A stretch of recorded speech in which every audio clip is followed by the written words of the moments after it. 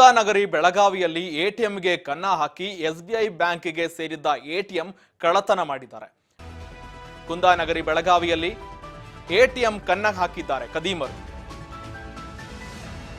SBI ಬ್ಯಾಂಕಿಗೆ ಸೇರಿದ್ದ ATM ಕಳ್ಳತನವಾಗಿದೆ.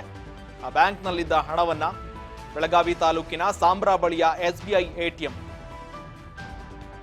Gas ಕಟ್ಟರ್ನಿಂದ cut ಮಾಡಿ 75,000 ಕಳ್ಳತನ ಮಾಡಿದ್ದಾರೆ.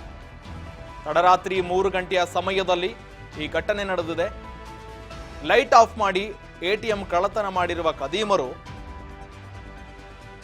3 ರಿಂದ 4 ಜನರಿಂದ ಇರೋ ಗ್ಯಾಂಗ್ ಈಗ ಕೃತ್ಯ ನಡೆಸಿದೆ. ಈ ಕೃತ್ಯವನ್ನು ಗ್ಯಾಸ್ ಕಟ್ಟರ್ನಿಂದ 75,000 ಹಣವನ್ನು ದೋಚಿದ್ದಾರೆ. ಬೆಳಗಾವಿಯ ಮಾರಿಹಾಳ ಪೊಲೀಸ್ ಠಾಣೆ ವ್ಯಾಪ್ತಿಯಲ್ಲಿ ಈ ಘಟನೆ ನಡೆದಿರುವಂಥದ್ದು.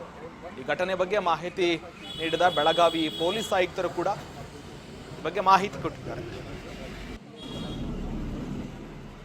ನಿನ್ನೆ ರಾತ್ರಿ 2:52 ಇಂದ 2:57 ಟೈಮ್ದಲ್ಲಿ ಒಂದು ATM ಇಂದ ಕಳ್ಳತನ ಆಗಿದೆ.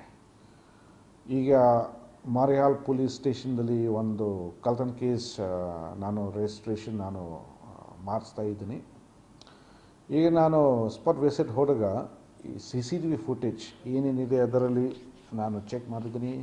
ಮತ್ತು ಅದು ATM ಸುತ್ತಮುತ್ತ ಅಂಗಡಿಯಲ್ಲಿ ಏನೇನು CCTV ಫುಟೇಜ್ ಇದೆ ಅದು ಕೂಡ ನಾನು ಸ್ವಲ್ಪ ಚೆಕ್ ಮಾಡಿದ್ದೀನಿ. ಸೊ ಇದೆಲ್ಲ ಚೆಕ್ಕಿಂಗ್ ಇಂದ ನಮಗೆ ಕೆಲವು ಕ್ಲೂಸ್ ಬಂದಿದೆ.